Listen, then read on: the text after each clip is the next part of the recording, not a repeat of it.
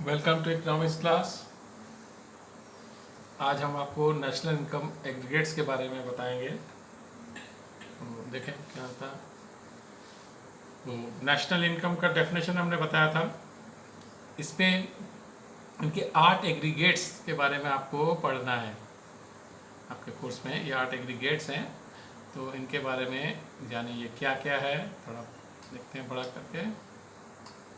ये देखिए, GDP-MP, NDP-MP, GNP-MP, NNP-MP, GDP-FC, NDP-FC, GNP-FC and NNP-FC। तो ये 8 एग्रीगेट्स के बारे में आपको पढ़ना है, कैसे इसको कैलकुलेट किया जाता है। इस पर न्यूमेरिकल भी करना है आप लोगों को, तो अच्छे तरह से इसको समझ लीजिए। पहले इसके डेफिनेशंस हम लोग समझ लें। पहले GDP-MP।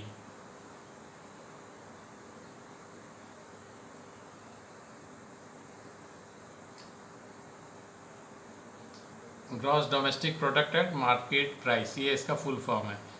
मार्केट प्राइस हो गया MP, gross domestic product. It is the gross market value of all the final goods and services produced by factors of production with in the domestic territory of a country in an accounting year.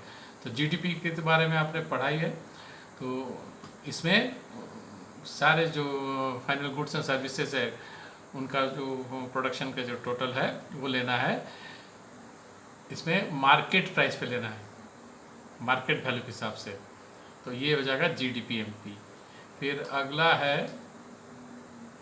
Net domestic product at market price, NDP-MP। ये क्या है? It is the net market value of all the final goods and services produced in the domestic territory of a country during a year.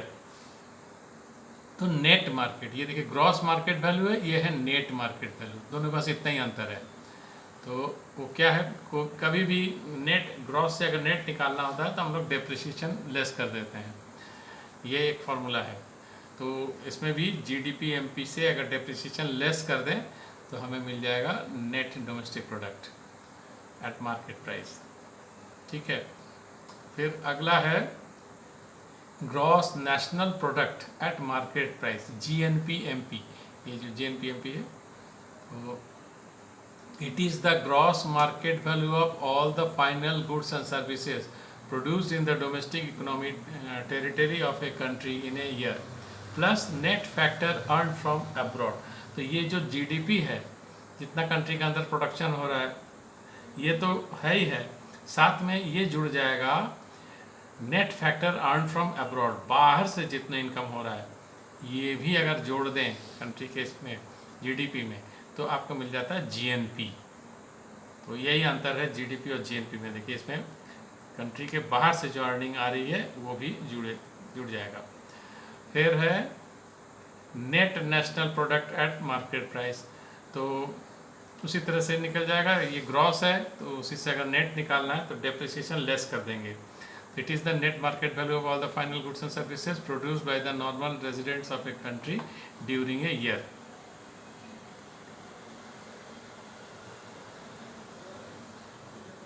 तो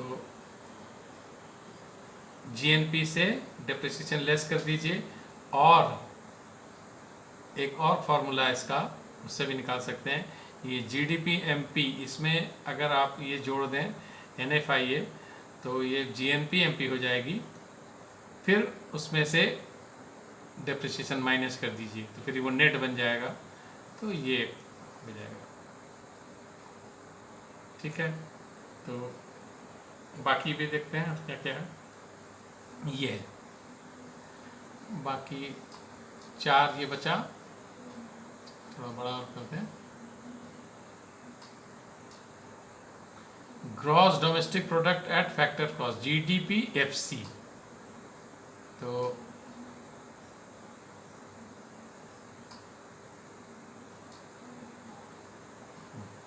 it is the gross market value of all the final goods and services added at factor cost produced by factors of production within the domestic territory of a country in an accounting year। तो gross market value of all the final goods and services added at factor cost produce by factors of production.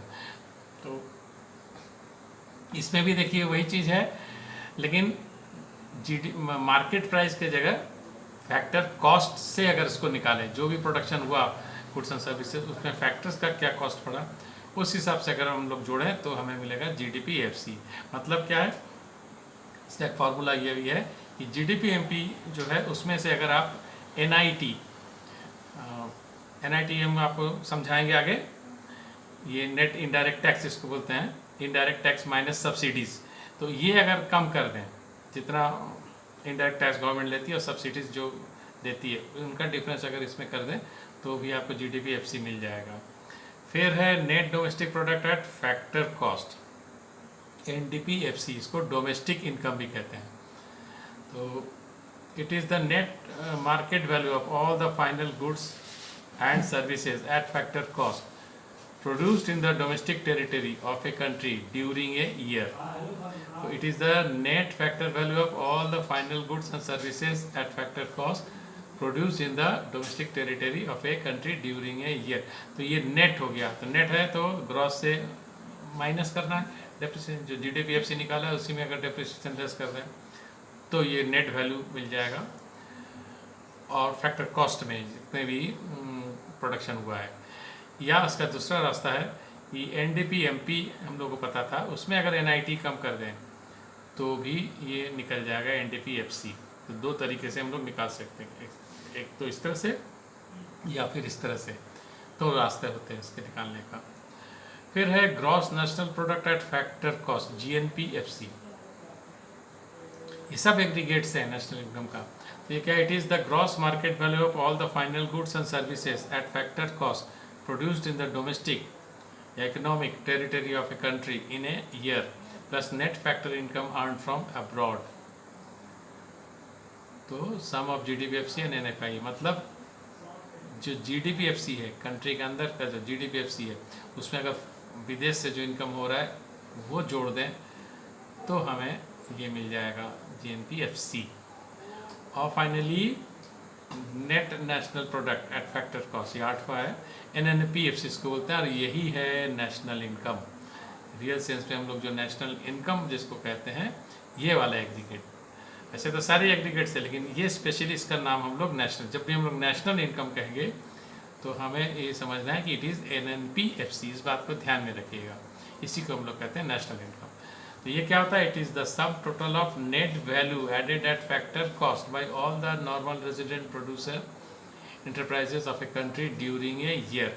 तो NNP कैसे निकलेगा, gross GNP-FC से अगर depreciation less कर दें तो हमें मिल जाता है NNP-FC। तो यही हुआ नेशनल इनकम। तो अभी हमने NIT बताया था, इसका एक फार्मूला है कि इनडायरेक्ट टैक्स माइनस सब्सिडीज़। तो गवर्नमेंट जो टैक्स इनडायरेक्ट टैक्स लेती है और जो सब्सिडीज़ देती है गवर्नमेंट, दोनों का डिफरेंस ये अगर ले लें तो ये NIT हो जाएगी। और एक टर्म यूज़ हुआ है NFIA।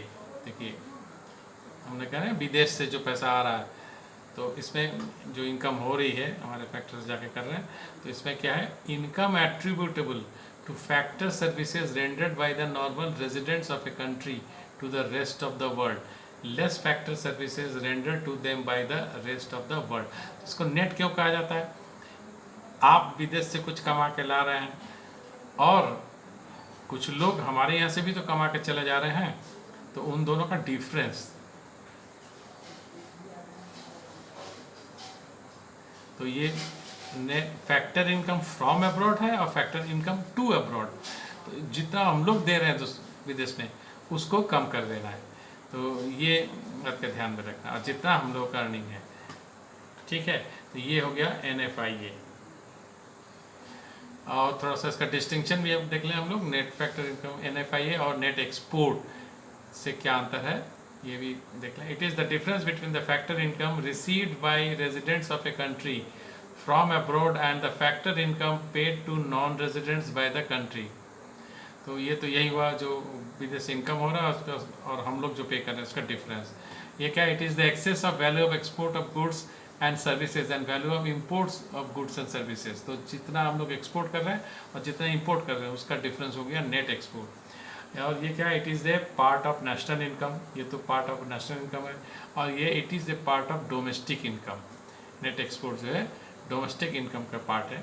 तो जो डोमेस्टिक इनकम बताया था पहले, देख लें कहाँ पे मेंशन है डोमेस्टिक इनकम, ये डोमेस्टिक इनकम, तो इसका पार्ट है ये, ठीक है। और ये जो पहले बताया नेशनल इनकम का पार्ट है, तो ये दोनों में डिफरेंस है, इसको समझ लीजिए। तो इसी के साथ आज का क्लास समाप्त, आगे और हम लोग जानेंगे अगले क्लास में।